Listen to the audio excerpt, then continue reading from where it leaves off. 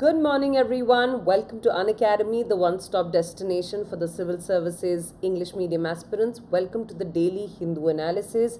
Wishing you all a very happy Independence Day. If I'm clearly audible and visible, please let me know in the live chat box. Please write yes in the live chat if the audio and the video is absolutely fine.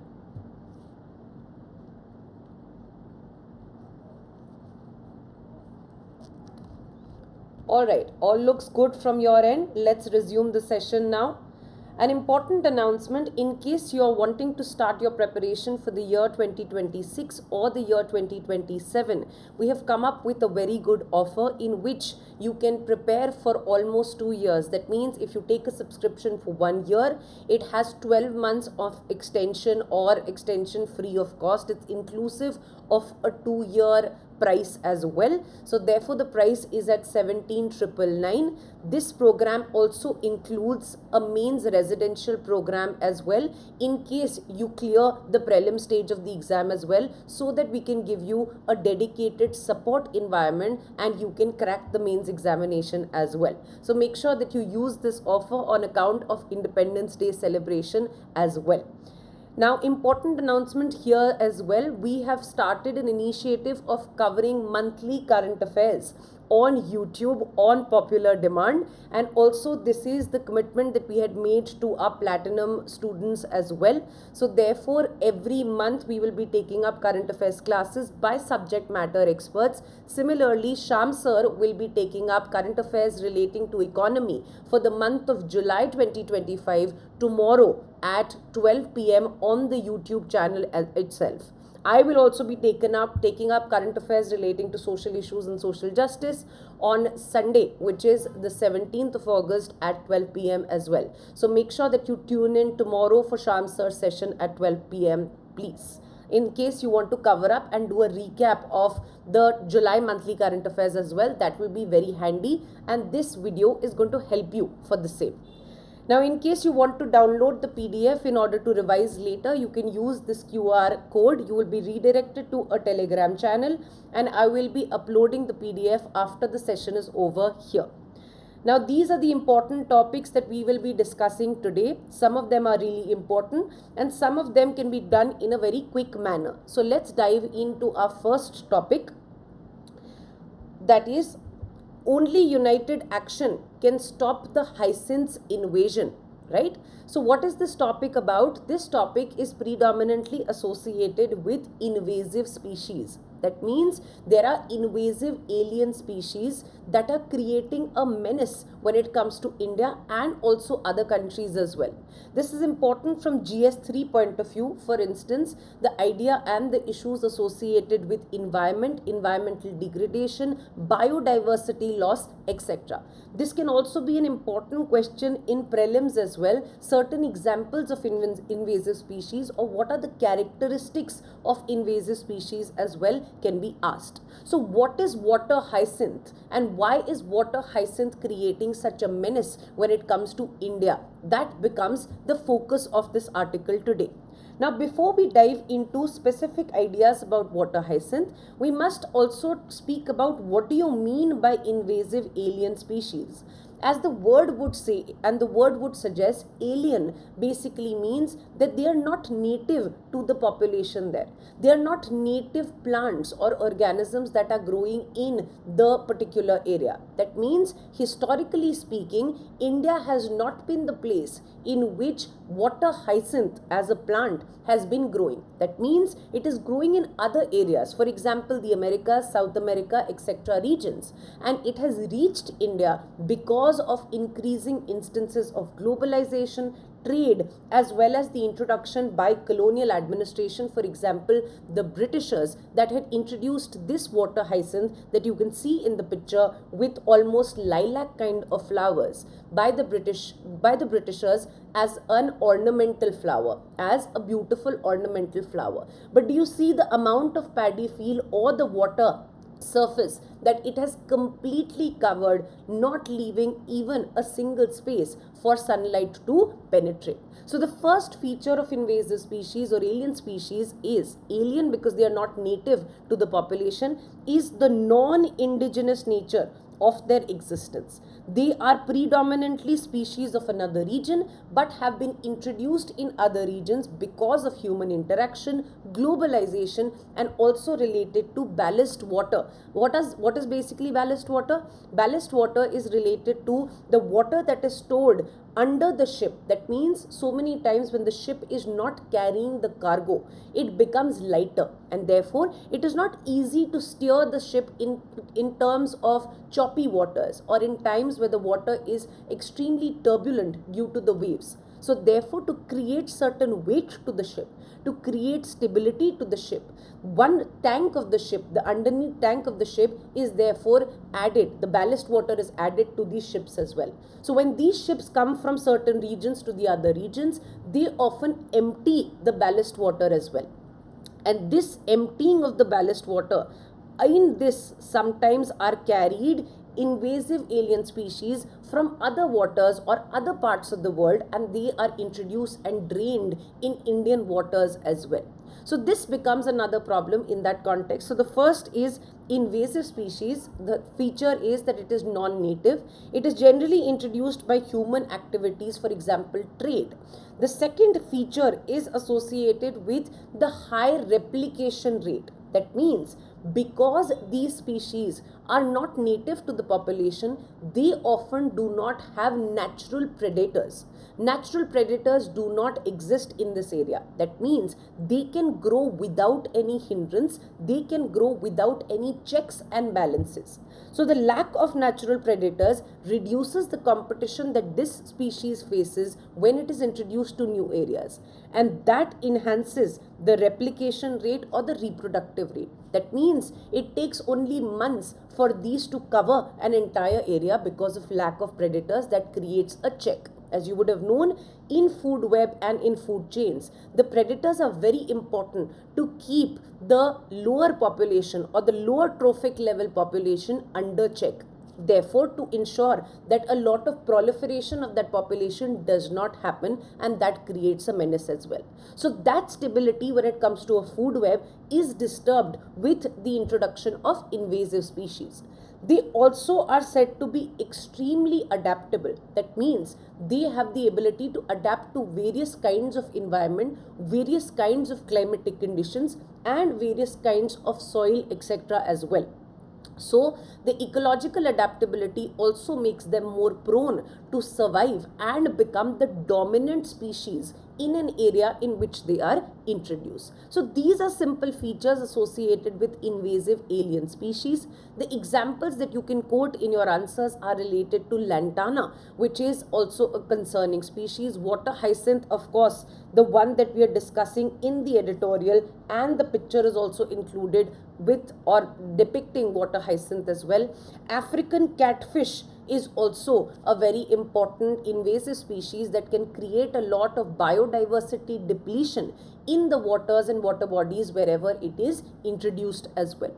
So these are the features, and now let's come to the concerns or the impact that it has. Till now we were thinking that impact of invasive species is only relating to biodiversity. That means it can severely impact the native biodiversity of the region. For example, a big fish or a fish that does not have predators in that area can proliferate, and therefore this can be detrimental to the other small fishes of the region, and this can almost lead to a depletion of the small fish populations in that region as well. Right? Now, what is the adverse impact? The adverse impacts are many. For example, the editorial has very beautifully pointed out and has used certain terms that I've also included here, and where the editorial says that because of this kind of an ability of water hyacinth to completely take over regions of backwaters, streams, rivers, that means they can grow in multiple areas, they can absorb the water from that area, they can stop the flow of river water and stream water in that area and almost clog rivers. Big rivers and water bodies can be clogged and can shrink because of the menace of water hyacinth as well. So therefore, another term that the editorial uses, beautiful term, says that it has the ability, in fact in Kerala, we have noticed in the areas of Malabar, that rivers and backwaters and lakes, for example, the very famous Vembanad Lake of Kerala is also impacted by this menace as well. So the Vembanad Lake, which is a very popular lake, is also impacted and is shrinking. In fact, it says that because of this water hyacinth problem, these are turning into green deserts. That means we cannot see a barren desert. Rather, but still the precipitation or the water content or the moisture content is significantly being sucked up and absorbed, and therefore what you see is greenery, but rather what these are green deserts, in fact barren lands, or the lands which are lacking any moisture. So this becomes one of the biggest problems, that a lot of water security. Now these backwaters and these rivers provide a lot of water security for multiple areas, and they also provide what is called as proper transportation facilities. You would have heard about backwater channels also being used for inland water transportation as well. So water transportation as well as water use is being threatened because of the introduction of these invasive species that spread like a weed in that area as well. Another important aspect is that it is impacting livelihood. That means people's ability to generate economic assets or income, and also impacting food security. For instance, you would have heard about underwater or water immersed Chethan farming. That means this is called the rice bowl of India or rice bowl of Kerala, Malabar region, that is the Chethan farming. So Chethan farming is absolutely very, very famous, which is specially designed around paddy cultivation, rice cultivation. So in these areas of backwater where traditionally the Kerala farmers were growing paddy, that has also been threatened with the increase in the water hyacinth as a problem.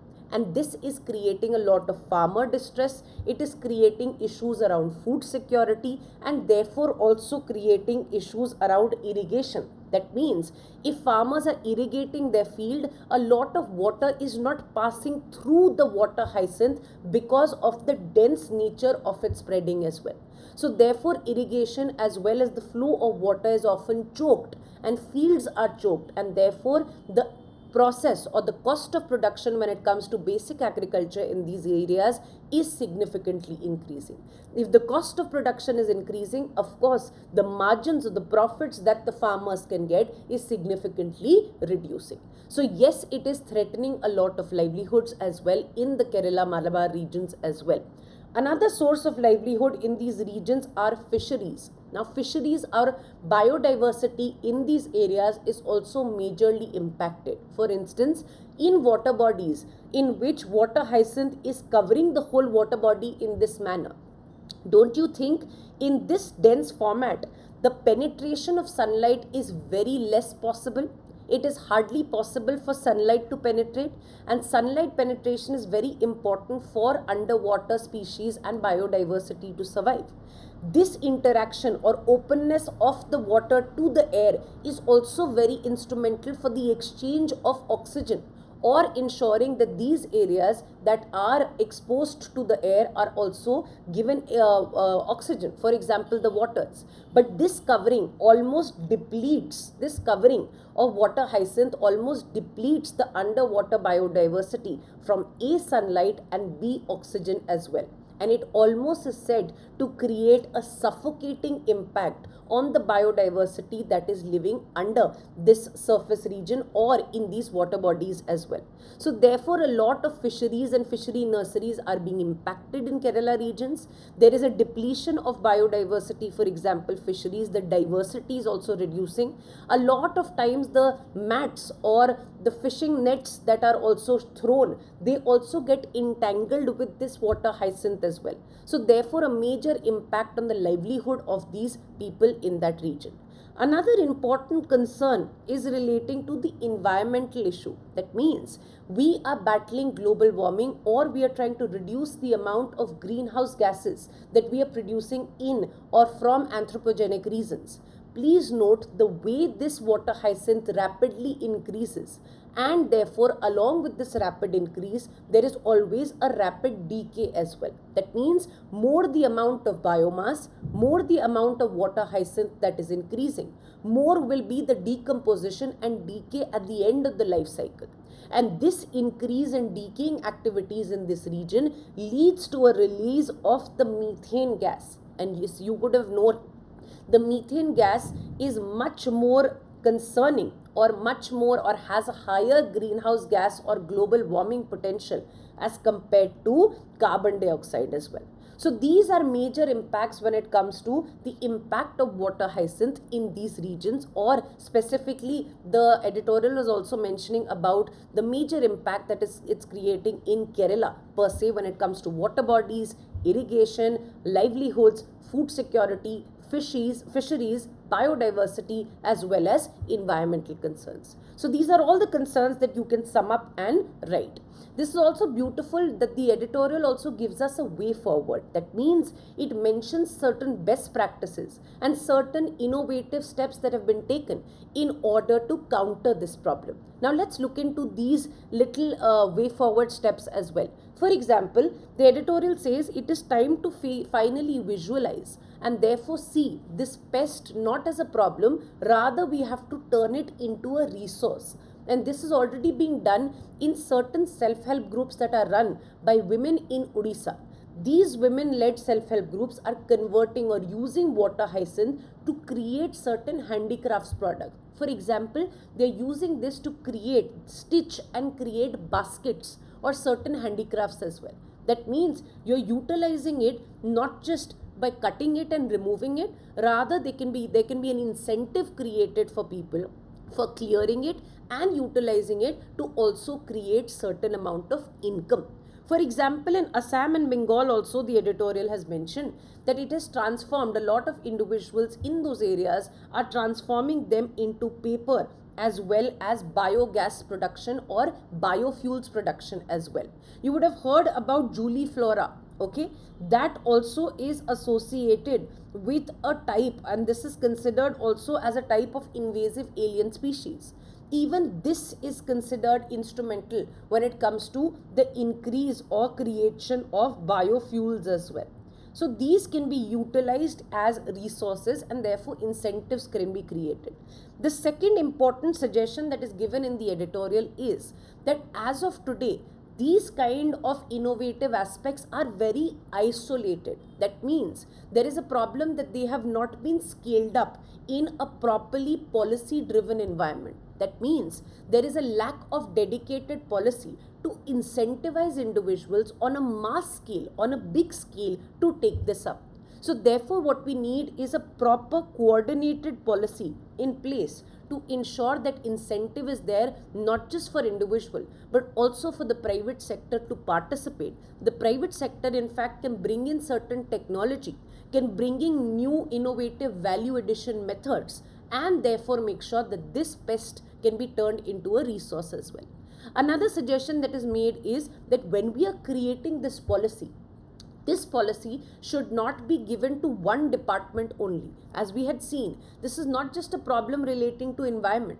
Rather, multiple departments of the government, for example, agriculture, fisheries, environment, etc., they should come together and therefore create a dedicated policy in that context, so that we can also ensure that accountability is made. And we also need to make region-specific strategies. That means the editorial says, for instance, if you have to utilize and there is less amount of labor or manual labor that is available in regions of Kerala, right? So therefore, if you have to take up a strategy of removal of this weed in a place like Kerala, you might need mechanization, we might need machines. While if you need to tackle this problem, maybe in states like Bihar and UP, where there is dearth, where there is no dearth of labor, that means there is surplus labor, there manual individuals, or it can be done manually as well, and incentives can be given to individual to take up this in a labor related format.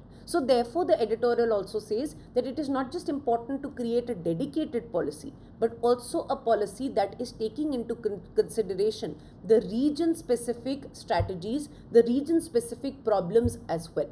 We also need to ensure that those who are innovating, that means they are bringing about value addition, they should be incentivized. The private sector should be incentivized if at all you want the participation of the private sector. They should be given certain incentives if they are creating, for example, a hub and spoke model related procurement centers near farm gates where farmers can come, they can weed these out and therefore give it to the private sector for value addition or for biofuels or biogas production as well. So this kind of an incentive for the private sector to penetrate into the remote regions, into rural regions, will have to be given by the government as well. For instance, another good example of best practice that is given in the editorial is an initiative taken by Jain University in Kochi. Jain University in Kochi has basically doing a workshop about brainstorming the solutions for hyacinth, and therefore in this kind of a workshop they have encouraged that multiple people can contribute. For example, individual can contribute with inputs when it comes to expert advice in environment. This discussion paper can also be contributed by traditional knowledge of individuals that are dealing with this on a local level, and these all inputs will be incorporated to create a research paper that will give innovative solutions as well. Some solutions that have not been mentioned, but I wanted to include this so that you have a dedicated knowledge, a 360-degree knowledge of the topic, are other suggestions. For example, when you're writing an answer, you can also talk about sites. CITES is a convention which is associated with ensuring or controlling the trade in wildlife species, controlling the trade in wildlife or wild organisms. So this kind of CITES related provisions and implementation should be done very strictly so that we monitor the trade in order to protect the species from the onslaught of the invasive species as well. You would have also heard about the Cartagena Protocol. The Cartagena Protocol to the Convention of Biodiversity also regulates the movement of modified organisms. That means not just invasive alien species, we also have to be very, very particular that in our own area or our territory, no genetically modified organism is transferred, or trade does not lead to the import of any genetically modified organism. You would have heard that we are trying to really control the way we introduce genetically modified plants also in India. For example, the only one that is allowed for commercial production is BT cotton because of the concerns relating to biodiversity, long-term biodiversity loss, the problems of resilience, the problem of food safety as well. So therefore, we must not just ensure the monitoring internally, but we also have to mention or ensure the monitoring externally as well. We also must ensure the wise use of wetlands. That means we can have proper GPS technology. We can have proper earth observation or earth monitoring satellites that are witnessing or alerting any kind of changes when it comes to shrinking of wetlands, when it comes to shrinking of lakes. And this is where a lot of satellite technology can be used in order to monitor any changes and intervene at a right time and not let it proliferate. Another important term that you can use is weed to wealth strategy. Weed to wealth, this is almost seen like a weed and unwanted plant when it comes to a lot of farms, etc. And this can be seen as a weed to wealth strategy. That means do research and development, find innovative solutions, create solutions of value addition. For example, can they be made into handicrafts? Can they be used as biofuels, etc.? So that people have an incentive to ensure that they are cutting, they are removing these weeds and therefore giving it to the private sector or ensuring value addition. So these incentives have to be given by the center or by the government to ensure that it is managed as well. The last but not the least, one of the biggest causes in times of globalization, where there is a lot of shipping, where there is a lot of exchange of merchandise, products as well as people, this kind of shipping related ballast water treatment is also very important. For example, the ballast water should not be discharged without treatment. There should be a filtration mechanism, and therefore in the Indian seas and Indian water, only after treatment should this ballast water from ships should be discharged, to ensure that it does not bring with it certain unwanted alien species from foreign waters as well. So these are the important aspects that we need to do from the editorial point of view. You can take this as a practice question. Invasive alien species don't just create an ecological menace, but can adversely impact food security and livelihoods. The introduction can be associated with a definition along with certain examples. For examples, the features and the examples that we had already done.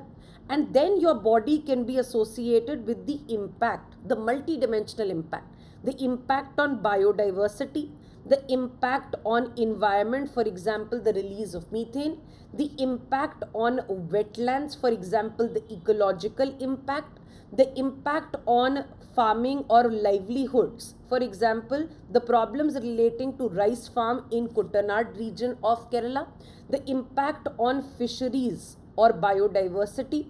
This can also be the case, and these are the possible impacts that you will give in the answers and substantiate this as well. Along with this, the question asks, discuss the adverse impact and constructive solutions to this growing problem. That means in this, you will write about all the solutions that are mentioned in the editorial and the added solutions that I have added to the list as well. That means these are the areas that we should be thinking about. And therefore, in conclusion, you can also say that in times of globalization, in times of exchange, it is not possible to completely close our borders to any, or close our regions to any kind of intrusion. Rather, monitoring and strict vigilance should be the case going forward. And therefore, whatever is already creating a menace, that should be used through a weed to wealth strategy as well. So this is the conclusion related ideas that you will also be talking about. Let's come to another important editorial. Honor India's legacy, defend its democracy. Now, I had to really filter this editorial because it is written by the Chief Minister of Kerala. So it can be a little politically motivated. Nevertheless, we have extracted the most important arguments for it, and therefore we'll discuss those arguments that are applicable in general to the problems and concerns that the country is witnessing even today after 79 years of independence as well. Right? So in that context, let's discuss this. For example, the editorial basically says, I've been very cautious in ensuring that only those aspects are taken up that you can incorporate in your answers in various manners, right? So let's discuss this. On the 15th of August, when we are celebrating our Independence Day, the editorial says that we have created, or our national freedom movement has created, a legacy of ideals and principles that it has enshrined, that it has propagated, that we must continue to uphold as a democratic nation, as an independent nation. And therefore, the author says that on 15th of August, it should be seen, or it should be celebrated as Independence Day, but also should be seen as a day of introspection, where we check, we sit back and we see that have we strayed, have we moved away from the path of certain national ideals and principles that we had put forth for ourselves, or the constitution makers had envisioned for a newly independent nation that would be India. So certain ideals and principles on which India was formed, and because of the freedom struggle also, is that we of course believed in democracy. That means we wanted an elected government that has power, or power is given to them by the people on the ideas of social contract. That means they are representatives of the people, and no authoritarian government is in power. No autocratic rule is in power. No tyranny of an individual who is not elected by the people continues. So democracy was one of the important aspects that we were requiring when we gained independence. That means we gained independence from the colonial rule, and therefore we said that we are going to create a nation that will be ruled, or the rule of law is going to be according to the will of the people, and it will be by the people as well. The second was secularism. That means we had seen and witnessed as a newly formed nation the scars of partition. That means the kind of detrimental impact that partition can have on many lives. People's life was extremely thrown upside down. Families were separated across borders, and it led to a lot of communal riots and a lot of communal tensions as well. And this created a threat to the social fabric, or the secular fabric of India, which is why the country was very, very particular. In fact, we are one of the few countries in the world that has dedicated religious freedoms, very, very dedicated religious freedoms from Article 25 onwards, that are mentioned in the Constitution as fundamental rights as well. We don't just, our form of secularism is not just associated with right of freedom of choice or freedom of propagation or to every individual, but our form of secularism was also to ensure that if in the name of religion, even in the intra-religious groupings, any kind of social evils are continuing. For example, sati, for example, child marriage, for example, dowry, for example, triple talaq. These are the areas in which the state will not remain as a mere spectator. Rather, the state will intervene for ensuring that these social evils in the name of religion are not continuing. So our form of secularism was to ensure that proper social justice also happens. At the same time, we give religious freedoms to everyone, and therefore protect also the minorities and the insecurities that they would have after an event like partition to stay in a country like India. Another important aspect that we have always took pride in is the idea of pluralism. That means that India is a country of multiple diversity. People of multiple faiths, religion, ideologies are staying in India. There is a lot of ethnic diversity, there is a lot of tribal diversity, there is a lot of linguistic diversity. And therefore tolerance and pluralism are aspects that were always associated with India as a nation.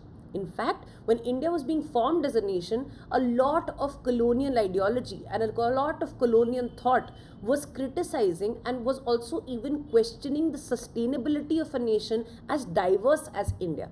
But we have shown resilience, and we have shown that diversity is not our weakness. Diversity does not create threats for us, rather diversity is our asset. The way we have incorporated diversity, using aspects of pluralism, using aspects of giving liberty during or through the constitution provision as well, where people have the ability to take control of their lives and live their lives with a lot of liberty. That means lesser state intervention as well as lesser intervention by other individuals as well. So pluralism is something that had to be respected, and the constitution makers had also envisioned that people's liberty is not taken away, so that our threat or diversity is not threatened. Another important vision was the welfare nature. That means we had incorporated multiple socialistic provision even in our DPSP, directive principles as well. For instance, to ensure that the most deprived sections or the Antyodaya related approach is something that we had adopted. The Antyodaya related approach is something that was also championed by Mahatma Gandhi, the father of the nation, where he had said that the nation can be judged about how the most deprived sections can be treated or how they are given a good treatment. For example, the last man standing, whatever kind of policies that you start, whatever kind of schemes that you introduce, you must ensure that they are reaching the last man standing, or at least are benefiting and ensuring the upliftment of the last man standing, the most deprived, the most downtrodden of the lot as well. So welfare of the deprived section is also a constitutional ideal, or is also a democratic ideal that we had envisioned as well. Another important aspect was federalism. That means we did not ensure, or we did not want a completely central government or a unitary government per se. Therefore, we created multiple tiers of government to ensure also certain forms of checks and balances on centralizing powers as well.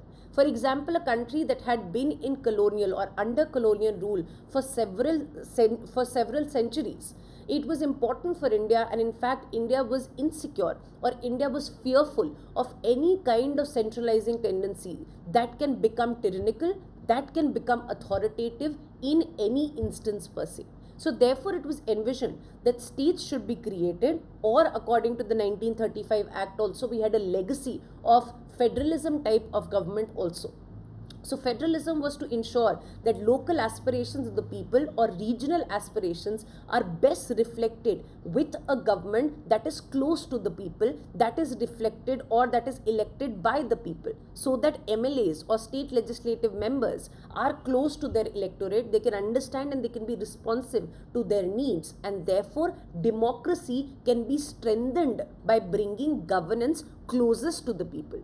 We even strengthened this even further by introducing the 73rd and the 74th Amendment Act that led to the introduction of the Panchayati Raj systems as well. So these were the ideals that we were thinking, or we had envisioned for ourselves. The author is definitely talking about violation of these ideals and principles. That means the author is saying that we must introspect and see how we are violating certain ideals, or we are not fulfilling the ideals that we had envisioned for ourselves when we were starting out as a nation. The first concern being rising inequality. Rising inequality means that there is a major case. For example, this is a violation of the vision of Gandhiji that we had discussed. The Antyodaya approach, the approach associated with ensuring that most downtrodden sections are also uplifting with the increase in national wealth, with the increase in the economy or the GDP of the country. Even the most downtrodden sections, their standard of living should be uplifted or should be improved as well.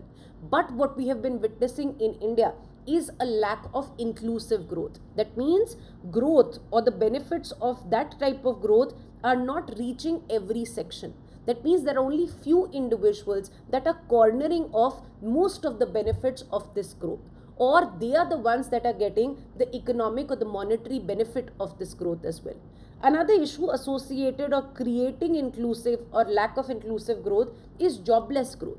For example, you would have heard about this term being a critique for the Indian economy as well, which says that yes, Indian economy is becoming one of the fastest growing economies, but this economy, with economic growth, we generally envision that jobs are also going to increase parallelly if the economy is increasing parallelly. But this was not seen in India, at least for almost a decade, where there was stagnation of jobs, and therefore there was a creation or the problem of rising unemployment as well. So when people are not engaged in employment, where most people are unemployed, there are very few people who are taking up the maximum benefits of this rise in income or economic activity. Another important aspect is that we had envisioned in our few what you call as plans or 5-year plans, that if the income grows or if the economy grows, automatically the benefits of the economy are going to trickle down to various sections automatically. But this automatic trickle down theory is now being questioned. Does it is being questioned that does the increase in economic growth, does it automatically lead to the growth of every section, the benefit of every section, or are there certain fundamental barriers or constraints that ensure that it is not reaching everyone? For instance, when we talk about privatization, and complete removal, or for example, the lessening of the impact of public sector in various regions, we have seen that privatization has created a major divide between the haves and the have-not. That means if you have the money, if you have the purchasing power, you can basically get the best world-class healthcare as well. But if you do not have the purchasing power, the kind of healthcare infrastructure in rural areas, in remote areas, is absolutely of very bad quality. It is rather something that a lot of people therefore are taking up and are spending a lot in terms of out-of-pocket expenditure, and that is why also falling back into the poverty trap or the poverty line as well. So excessive privatization without having a vision towards how will the welfare of the citizens happen, how will certain sections cope when private sector is only catering to those individuals that have a decent amount of purchasing power, right? Another important issue relating to the Oxfam, the concerns relating to inequality is also the Oxfam report. The Oxfam report is often talking, you would have heard about certain allegations that India's 1% richest sections are in fact cornering or capturing 40% of national wealth as well. So these are also markers of the rising inequality and violation of the Antyodaya scheme or approach that Gandhiji had talked about. In fact, when we also talk about the introduction of AI, or when we talk about the introduction of automation a lot in manufacturing industries, etc., this might also displace manual labor as well. That means it might replace labor, and therefore this is also in violation of what Gandhiji had envisioned, for example, commerce without morality. That means you are engaging in money making in commerce, but morality says that you should be creating certain types of jobs, certain types of areas should be promoted by the government where manual labor or where extreme labor augmenting jobs are created. For example, that is why you would have heard about the government promoting the textile industry, which is a major sector that absorbs a lot of labor and provides employment as well. So these are the ideals, and therefore we see the concerns associated with fulfilling these ideals as well. Another major issue that the editorial also talks about is farmer distress, where Gandhiji had called farmers as the soul of India. Their distress when it comes to the lack of income, agriculture being a non-remunerative activity, their issues relating to the prices that they are getting. A lot of times prices are clashing, and therefore you would have visuals also when certain farmers, due to distress, are just throwing their vegetables or their milk on national highways as well. And a lot of farmers related strikes, protests, etc. are just talking about the kind of distress that agricultural sector is facing. So these are concerns relating to inequality. Another concern that the editorial talks about is dissent. That means the editorial says that when we embraced democracy and when we championed the cause of democracy, or we also as a country had championed the cause of democracy for other countries who were just becoming independent from colonial rules as well. In that context, we must uphold that democracy always thrives with constructive opposition. Democracy always thrives with discussion, deliberation and debates that happen freely in the country as well. That means when various views as well as ideologies will come and clash, that will lead to a better form of ideology that will be adopted, and therefore any crushing of the opposition, any kind of curbing the opposition by garbing it or by placing it as anti-national activity can be very, very detrimental to democracy as well. So dissent or the ability to dissent. For example, you would have also heard about a lot of crackdown or excessive regulation on universities as well. Universities, in fact, are the areas that are creating highly learned individuals. The faculties, the individuals, etc. should have a say when it comes to the ideologies that make up the nation. They should have a say about the performance of the government. They should have a say when it comes to the inputs that go in policy formulation as well.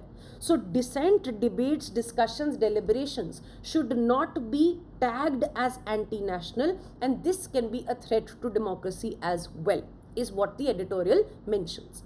Another important aspect that the editorial mentioned is majoritarianism. That means when we take up certain activities, for example, you would have heard the case about mob lynching and mob justice. For instance, these mob lynching cases are also related to sometimes the spread of fake news on WhatsApp and forwards that are also done.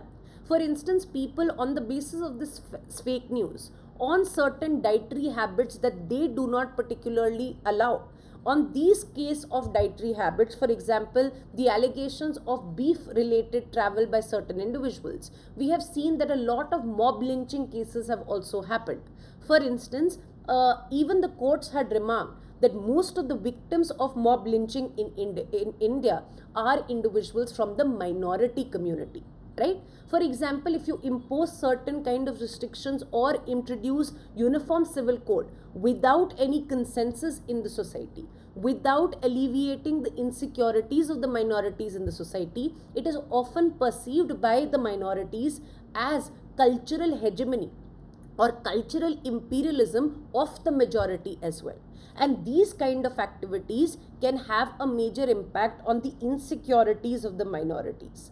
This can create polarization of opinions in India. That means it can polarize communities on religious lines and therefore enhance communalism. Something that we have battled, something that we have seen the scars of in the case of partition as well.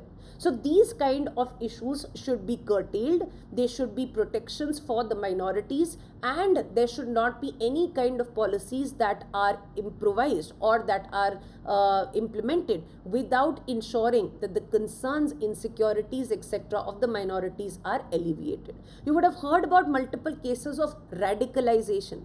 That means if this kind of majoritarianism or cultural imperialism happens and continues in India, therefore, it will be very easy for anti-national elements, for example, ISIS-related recruitments, using radicalization and brainwashing of the minorities to happen.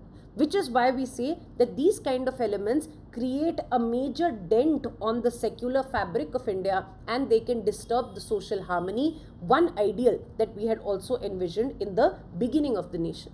Another important issue that the editorial mentions is federal issues. For example, the editorial says that we had envisioned that by giving federal powers or by ensuring that the states are closest to the people, are informed, enriching the democracy. That means people can elect their individual directly, they can hold them accountable, they can ensure that local policies and regional issues are reflected when it comes to state-related elections as well. So therefore, the idea was that we do not undermine federalism because of these kind of aspects that they are happening.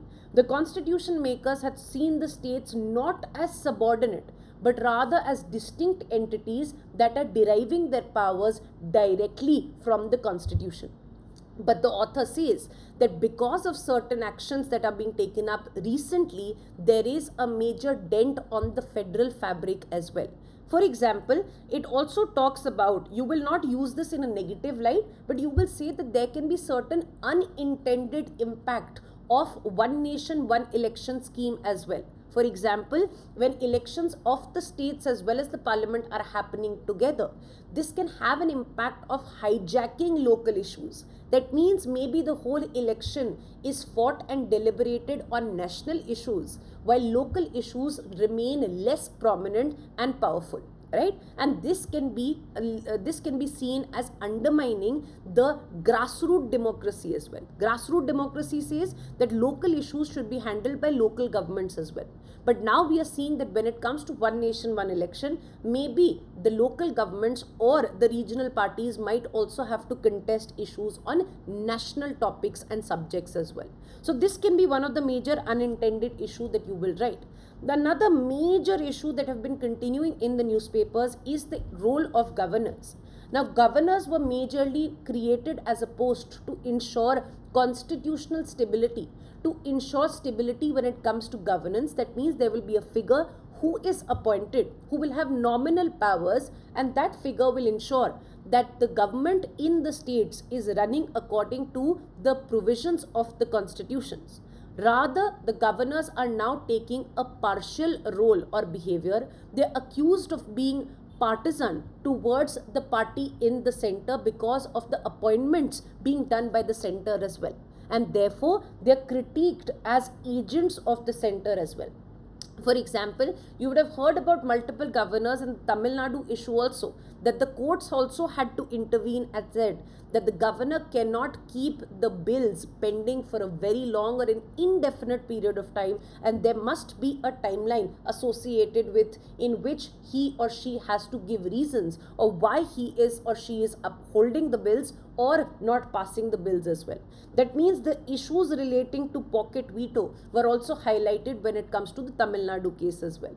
And therefore, we also have heard about and seen accusations on governors who have helped the party that is also in the center to form the party or to form the government in the states as well when it comes to hung assembly.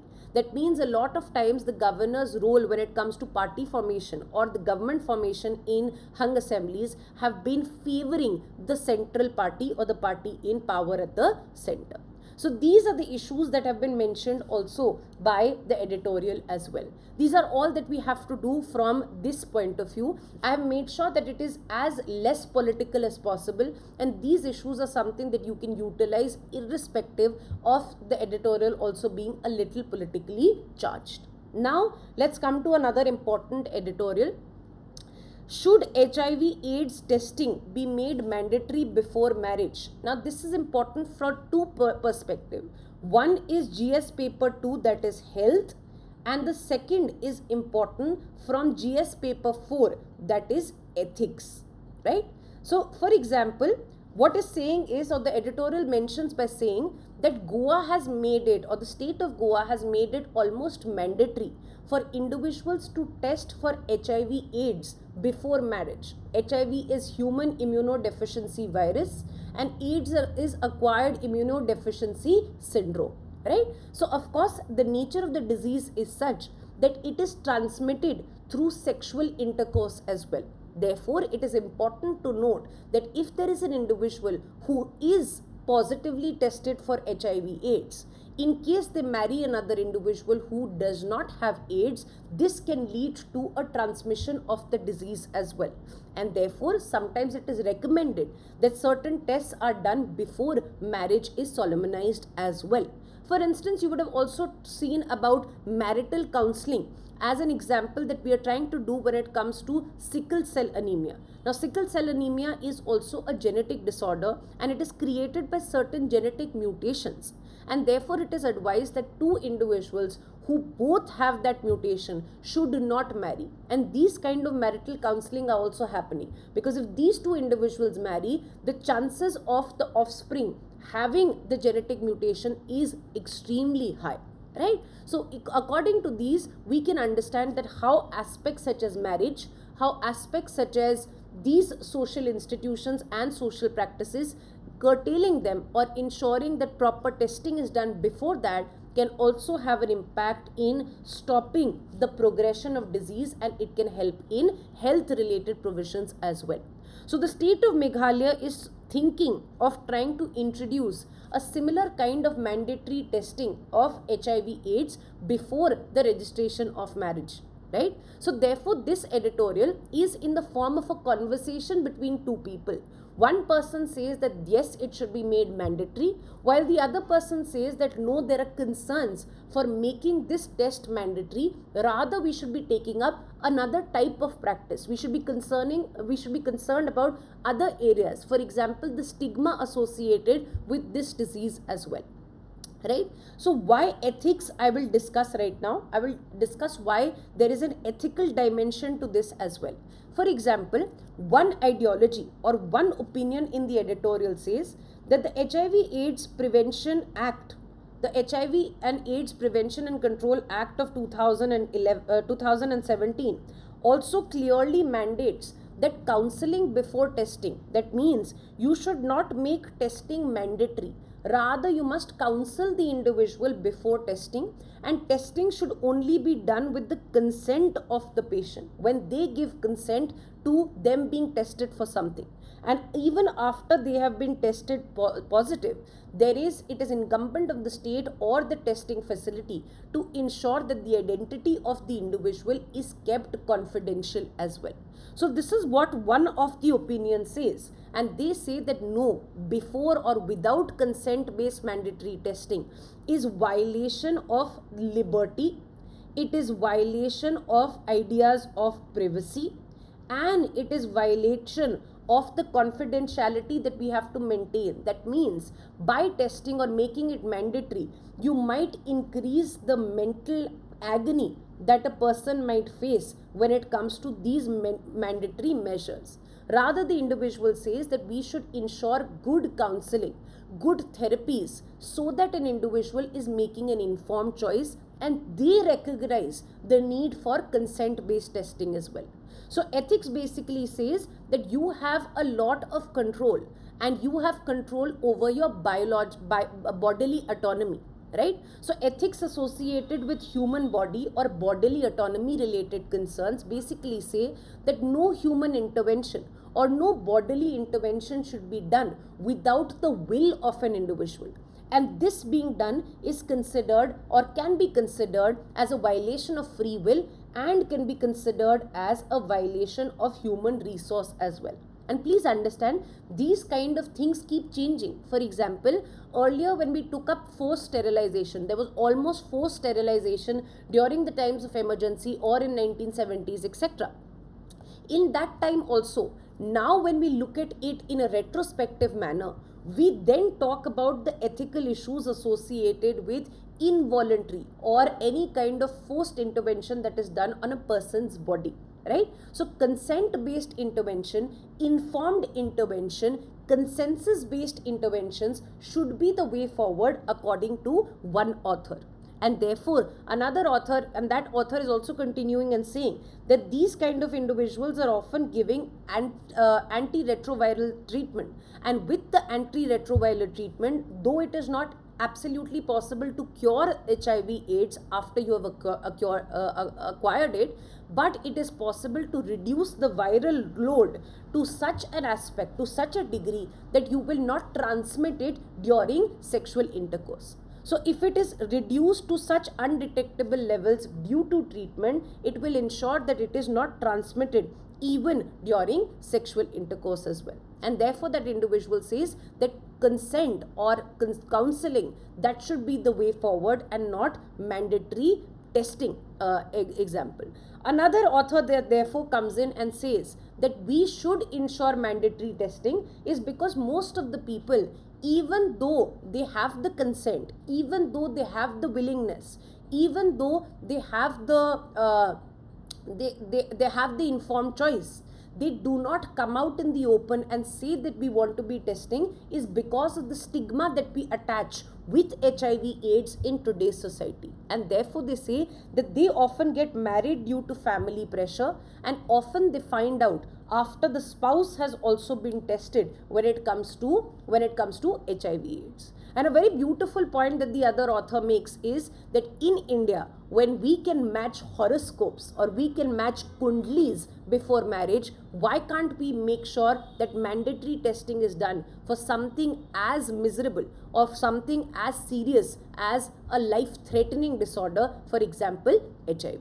Right? So this becomes an argument by the second author as well, and therefore the way forward that we must ensure is that we must ensure that before making it mandatory, what we should do is to reduce the stigma attached to this disease in the society. So proper counseling, proper consent-based therapies, counseling, as well as increasing awareness by certain role models and counselors is the need of the hour. The message according to the editorial that we have to spread is U is equal to U. That means if it is the viral load becomes undetectable, it is untransmissible. That means if we reduce the viral load to a certain extent, it will not transmit when it comes to sexual activity as well. In fact, the editorial says that there is a lot of stigma associated with how you contract the HIV disease. If a person has cancer, they very freely says that someone in our house has cancer. If a person has diabetes, a person does not shy away by saying and exploring and writing in forms that they have diabetes as well. But the way HIV or how people perceive how HIV is contracted, that's where the stigma attaches, or that's where the stigma emerges as well. For example, it is often detected, or because it was first detected in commercial sex workers, it was associated that those who have HIV are those individuals that are engaged with multiple sex partners, right? So that kind of a stigma that is attached to it, that has to be removed as well. Or there can be an association that either individuals are who are sex workers are contracting HIV, or those individuals that are also engaging in drugs. For example, the needle associated with injecting drugs is also one of the biggest causes of HIV as well. So it is actually the taboo activities associated with how you contract it that is creating a stigma. But we must create awareness that these are not the only reasons why HIV is contracted as well. And therefore, ensure that people come out themselves on a consent and informed basis to therefore come for testing. Let's come to another important editorial relating to GS3 and other aspects as well. For example, you would have heard about multiple cases of illegal infiltration and the refugee crisis also that India is battling. For instance, India's eastern borders, when it comes to Bangladesh or when it comes to Myanmar, were porous borders, right? Porous borders means these weren't heavily guarded borders, and from these borders there could be a lot of individuals that were entering India. And there was a high wave of Bengali infiltration in India, or individuals from eastern Pakistan then and now Bangladesh in India as well, also in the time or during the time of liberation of Bangladesh around 1971 as well. Because of this excessive infiltration of Bengalis in or Bangladeshis in India, there was a creation or issue in Assam as well. In fact, the insurgency in Assam or the problem and protests in Assam rose because of this kind of infiltration that was unchecked in this area. Now, these Bangladeshis have entered India and therefore are living as refugees or illegal immigrants as well. We also have the case relating to the Rohingyas also that have entered Bangladesh from Myanmar and also India from Bangladesh as well. And therefore, the government and the Ministry of Home Affairs has been taking a rigorous exercise of ensuring that these are identified and they are also deported. And a lot of times this deportation is done in a very casual manner. That means this is done in a pushing off manner. A lot of legal remedies are not sought. A lot of tribunals are not basically trying these immigrants or illegal immigrants related cases, and there is almost a direct push over and push back and deportation of these individuals back to these regions. That means multiple legal courses of action have not been followed as well. And therefore, because of the directives of the Ministry of Home Affairs, the police enforcement agencies and are therefore creating what is called as inclusion and exclusion errors as well. This is what the editorial is talking about. So for instance, first, we do understand that we need to create or we need to find these illegal immigrants, because this illegal immigration in India can create a major internal security problem. Certain anti-nationals or individuals that are coming from the non-state actors of Pakistan can use these porous borders, can use this excuse of illegal immigration from Bangladesh and enter India and destabilize India as well. So of course it is important from the internal security point of view to map, to find out and deport as well.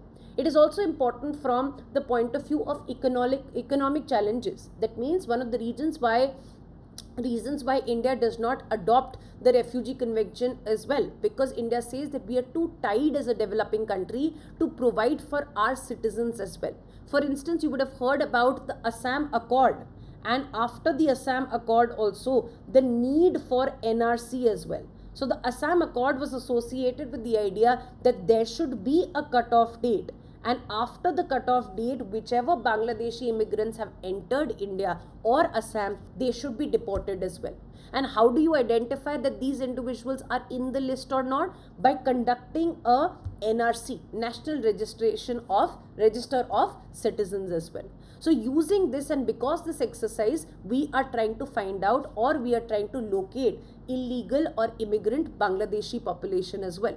It is also important because the people in Assam were also worried that this immigration is going to hamper their economic viability. For example, if people had entered, this might increase the competition when it comes to land, resources, jobs, etc. So yes, there are economic challenges as well.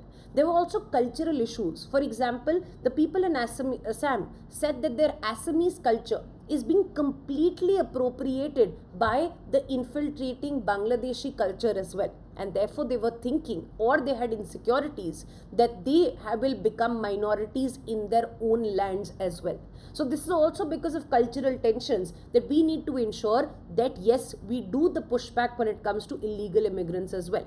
But how we do it becomes the challenge.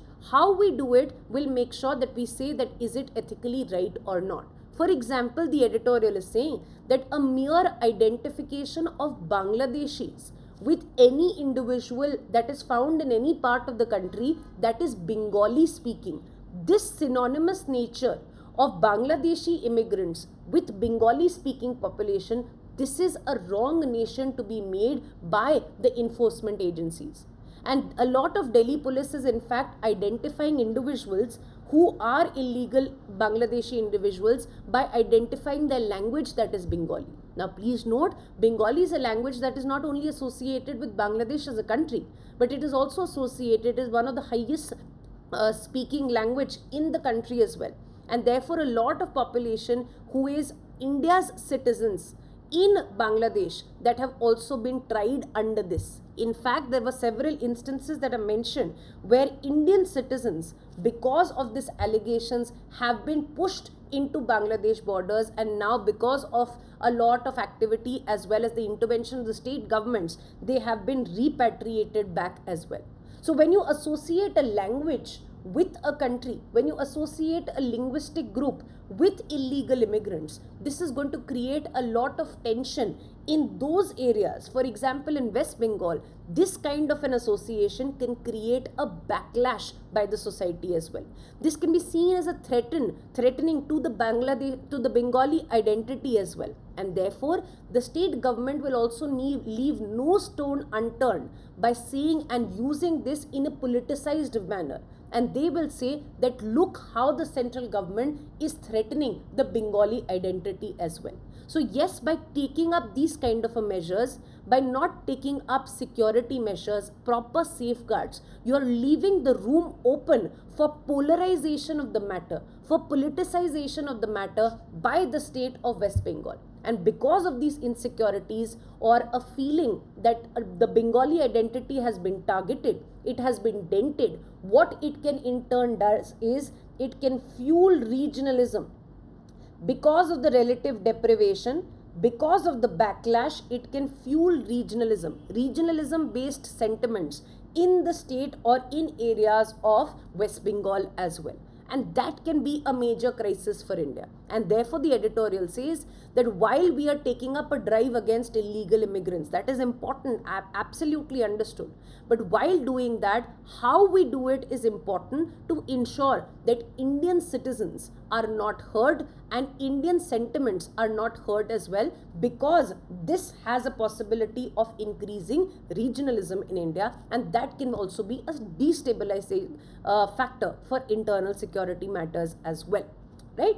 So this is the editorial that the crux of the editorial that we had to read. Now just a few pointers from this editorial. COVID-19's hidden toll, how the pandemic has aged our brains. Now you would have heard about multiple cases that after COVID-19, a lot of people have seen significant dip in their cognitive abilities. They have seen a significant dip in the memory, the amount of things that they could memorize, and therefore they have generally used a popular term that is being used is called brain fog events as well. So therefore, a study that was conducted of about 15,000 healthy individuals said that after the pandemic, the average brain of people who had COVID or who had suffered from COVID-19, the virus variant, for a very long time, these studies or the studies have been done on these people, and it has been noticed that their average brain has accelerated, the aging of their brain has accelerated by 5.5 months. Right? And that is a very, very concerning aspect as well. Of course, the virus had the impact of directly impacting brain tissue or neurons or neurotic tissue as well. Right? So brain tissue could be directly damaged by the virus as well. That was one of the reasons. Another reasons why this brain fog is occurring is also associated with the psychological stress and social isolation as well.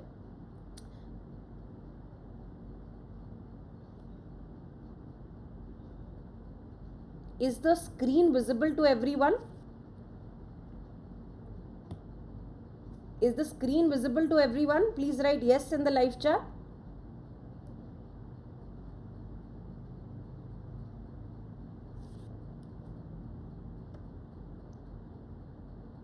Okay, great.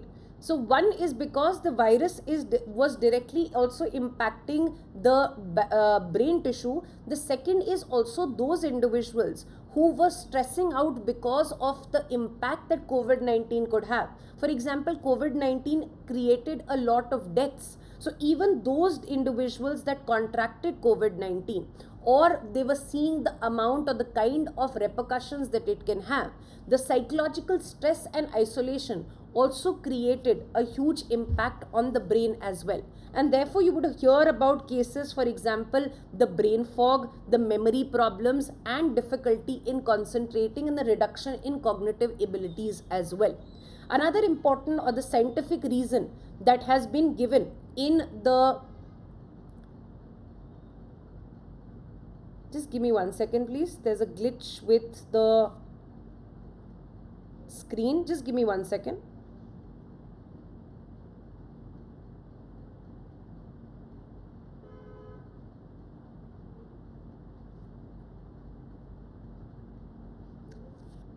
Yes, it looks good now.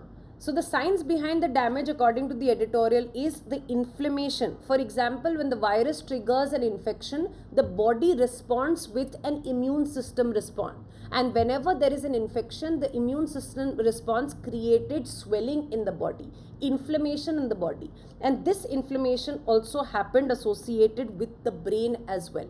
It also created a breakdown of the blood-brain barrier. That means there is a protective barrier that ensures that harmful toxins are kept out of the brain as well. But this inflammation created a breakage of that barrier, and therefore important reasons that you will need to know. Another important aspect that that was on the front page of the newspaper is that there was a cloudburst event in Jammu and Kashmir, and this led to a lot of flash floods as well. What is a cloudburst event? This is an event that is associated with high rainfall or sudden and intense rainfall that happens in a short period of time in a very localized area. This is not associated with high rainfall only. Rather, there are other features. For example, rainfall or precipitation happens in a short period in a small area, so that the volume of water that is accumulated in that area becomes so much that it is overwhelming for the administration, for the drainage systems, and for the watershed to accommodate as well.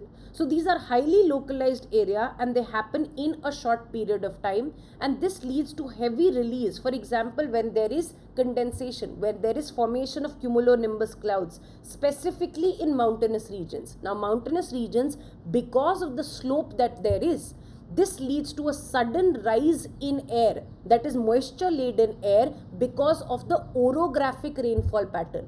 And this sudden rise in air along the side of the mountain or the slope of the mountain leads to sudden accumulation of moisture. It leads to sudden condensation, and these cumulonimbus clouds that are therefore creating precipitation and rainfall in a specific small region, but overwhelming the drainage systems as well.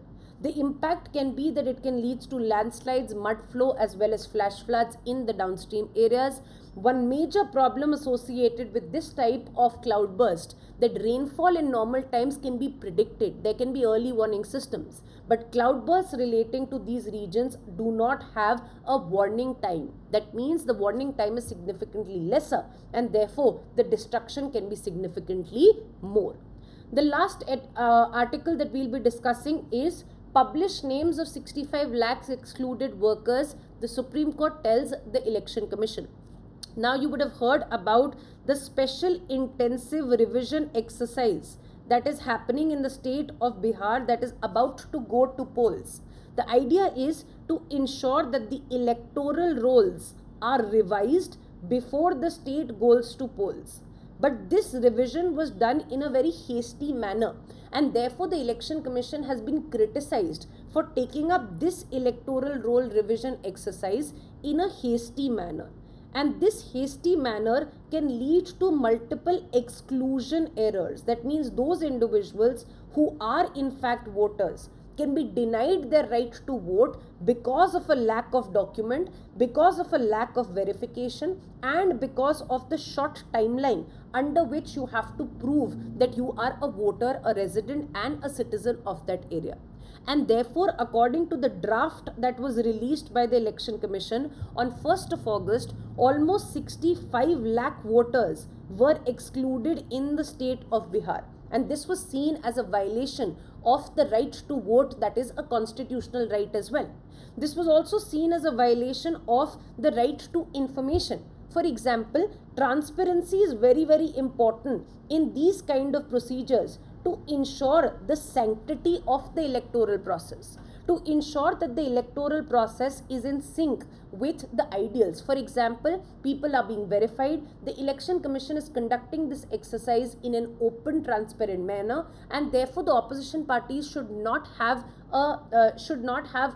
any lacuna or any reason to believe that there is any kind of foul play involved as well. So transparency is very, very important according to the Supreme Court, and therefore the Supreme Court said that whichever electors are excluded, for these 65 electors that you have excluded, you have to release the names of the excluded voters so that people can know that if there is a death that has happened in the family, that is why these two individuals who no more are alive, these names have been included, and therefore people have this kind of satisfaction due to the transparency shown. And therefore they've ordered to the Election Commission that release the names of those that you have excluded as well, and along with these names give specific reasons of why you have excluded them. Is it due to migration? Is it due to death? Is it due to duplication, etc.? So that people can counter tally and people have the need to know according to the principles of transparency that we want to uphold. So that is all that the Supreme Court has ordered the Election Commission to do. On that note, we'll end the session for today. I hope you're taking back something important from today's session. If you have, make sure that you like the session as well. When it comes to the subtitles, I hear a lot of comments. Please note, we do not decide the subtitles. It is auto-generated by YouTube itself. So therefore, we are very, very sorry if that is creating a problem. But I hope if the audio is absolutely clear, you will not really need subtitles for this video as well. On that note, thank you so much everyone. Wishing you a very happy Independence Day again. Take care. Bye-bye.